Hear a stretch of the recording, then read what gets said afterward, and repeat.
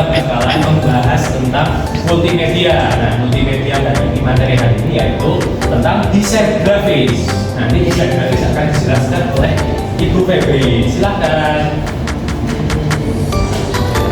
Terus ada unsur-unsurnya, ada prinsip desain grafisnya, dan juga ada proses merancang gimana membuat desain grafis.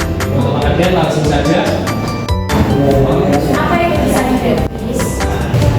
Desain grafis adalah seni ciptakan visual yang memanfaatkan elemen grafis seperti gambar, teks, warna, dan sebagainya untuk menyampaikan informasi secara efektif. Kemudian, desain grafis dapat digunakan untuk berbagai keperluan komunikasi visual seperti iklan, media sosial, kemasan produk, pesan web, hingga identitas mainan. Di sini desain grafis itu ada unsur-unsurnya teman-teman. Langsung aja kita ke unsur-unsurnya. Unsur yang pertama itu adalah titik. Nah, dasar banget ini ya. Titik itu adalah dasar banget dari desain grafis. Titik, titik, titik, titik, titik. Nah, setelah ada titik itu bakalan ada garis. Garis itu adalah dimulai dari titik-titik itu. Ini. Dan untuk garis itu ada yang tebal, ada yang tipis. Nah, tipis itu lebih dinamis. Ini biasanya itu buat menggambar yang agak-agak ya, kalau yang mau tebel banget ini buat ketegasan. Ini buat misal buat bingkai, misal buat apapun itu pokoknya buat ingin ketegasan apapun. Nah, selain itu ada lagi namanya yaitu bidang. Nah, bidang itu adalah kumpulan dari garis-garis yang membentuk sebuah bentuk. Misal nih, garis segitiga, nggak jelek ya teman-teman. Terus ada kotak, ada bulat, itu namanya bidang.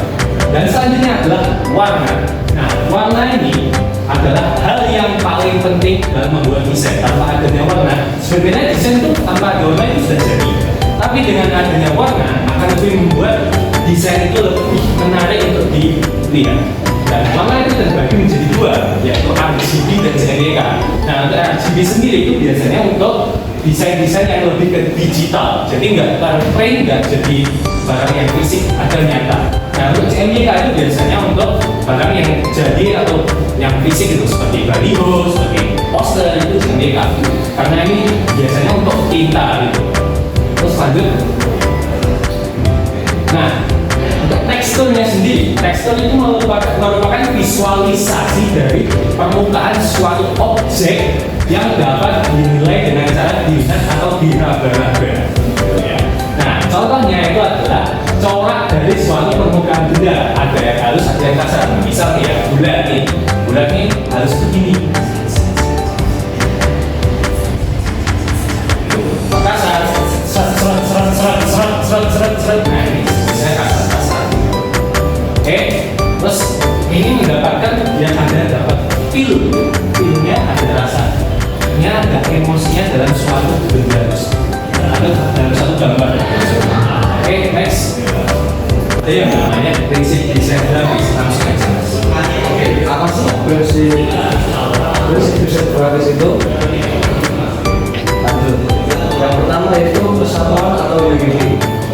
Dalam desain grafis berarti kohesi atau konsistensi, keutuhan dan keselarasan semua unsur desain dengan memperhatikan prinsip kesatuan. Contohnya seperti warna, yaitu memiliki tone warna. Apa itu tone warna? Ini saya akan menentukan tone warna itu sebagai berikut. Di sini terdapat kode dari setiap warnanya. Kemudian di sini ada beberapa warna dan masing-masing tone itu ada kode tersendiri seperti itu, ya, seperti itu.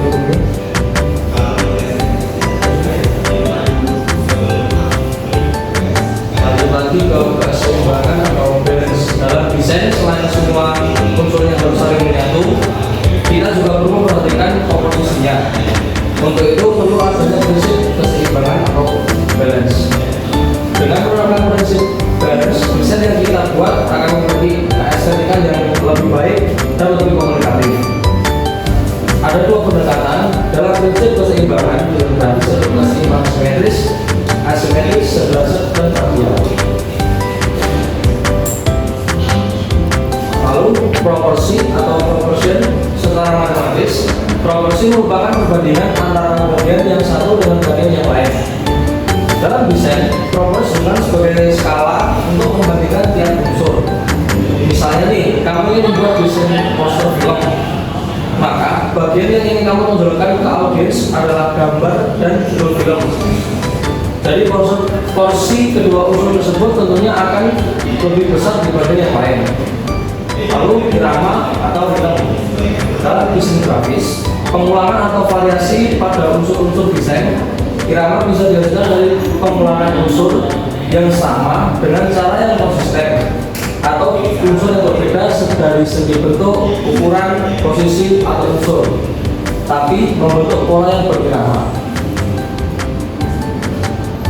Kemudian penekanan atau biasa disebut empasis, yaitu cara untuk menentukan bagian mana yang menjadi prioritas dalam desain yang kamu buat. Biasanya bagian ini merupakan informasi atau pesan yang ingin kita sampaikan ke audiens. Nah, penekanan dan proporsi tentunya saling keterkaitan. Unsur-unsur yang menurutmu menjadi prioritas pasti akan memiliki prioritas yang lebih besar daripada unsur yang lain. Jenis penekanan terdapat 3, yaitu hierarki, skala dan proporsi, dan kontras. Apa sih hierarki itu? Hierarki ditentukan berdasarkan urutan atau susunannya. Lalu skala dan proporsi menunjukkan informasi utama dengan ukuran font yang lebih besar atau memakan space desain yang lebih banyak. Lalu kontras menempatkan dua unsur desain untuk yang saling bertentangan satu dengan yang lainnya dalam satu frame desain. Oke, yang terakhir itu ada proses perencanaan desain grafis. Nah, di sini ada flowchartnya yang bisa kita lihat. Yang pertama itu kita bikin konsep. Contoh kalau misal di perusahaan gitu ya, ada klien yang meminta kita ingin buat suatu iklan. Kita tuh bikin desain iklannya. Kita bertanya atau menentukan konsep yang diinginkan klien.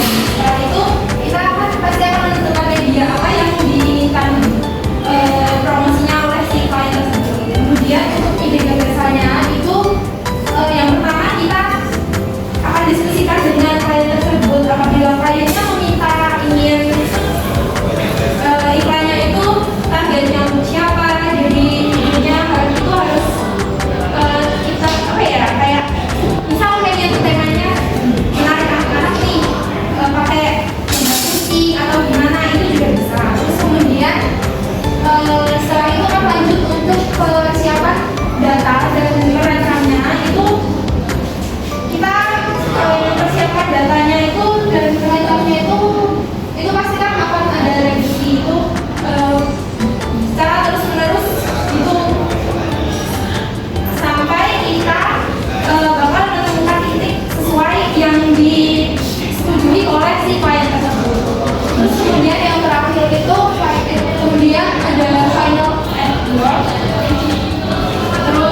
Terus ketika sudah tidak revisi lagi akan ke final and work ini, dan kemudian kita akan lanjutkan ke proses produksinya.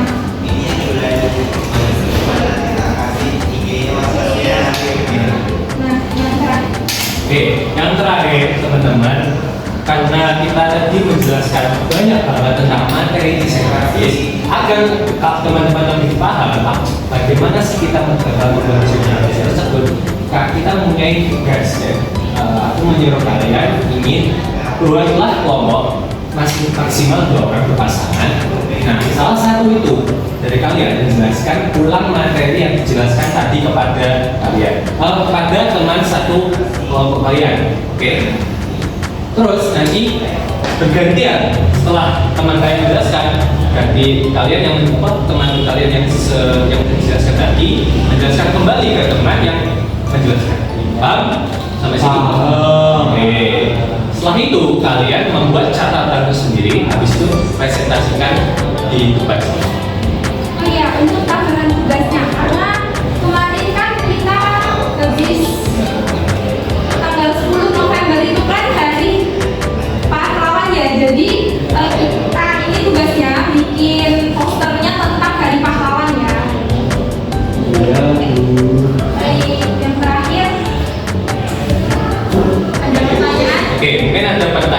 dari tugas mungkin tugasnya belum paham itu atau materi yang belum jelas Buatnya kayak apa? yang apa desain grafis mungkin bisa pakai Canva, Photoshop, atau Illustrator atau macam-macam Pixel Art, semampu kalian. Pokoknya bagus, nilai bagus. Ya. Oke, sebelumnya perkenalkan saya Asfi Syahrul Anwar dengan absen 03 redakan saya. Saya jadi Jaya Santo, nomor absen 30 kelas lebih. Ya, jadi di sini kami akan mempresentasikan hasil poster kami yang menggunakan beberapa prinsip. Yang pertama di sini ada prinsip empasis atau prinsip penekanan, yaitu jadi karena tadi tugasnya adalah membuat poster tentang Hari Pahlawan, jadi di sini ada beberapa penekanan seperti tokoh-tokoh ini buat tokoh-tokoh para pejuang, lalu dari quotes-quotesnya juga sesuai dengan Hari Pahlawan. Setelah itu ada juga prinsip proporsi, di mana tonton warna yang digunakan di sini itu sesuai dengan tema yang diberikan oleh guru-guru kami.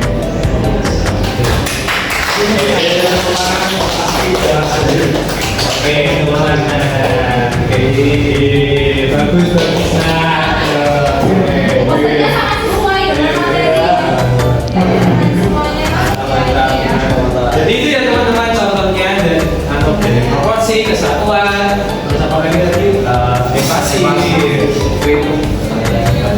Jadi sudah jelas ya teman-teman, gimana sih kita bakal melakukan desain grafis nantinya. Oke, mungkin pertemuan hari ini cukup itu saja. Untuk PR-nya, kalian membuat aset. Oke, dikumpulkan besok tanggal 10 Desember. Oke, see you in the next meet. Bye bye.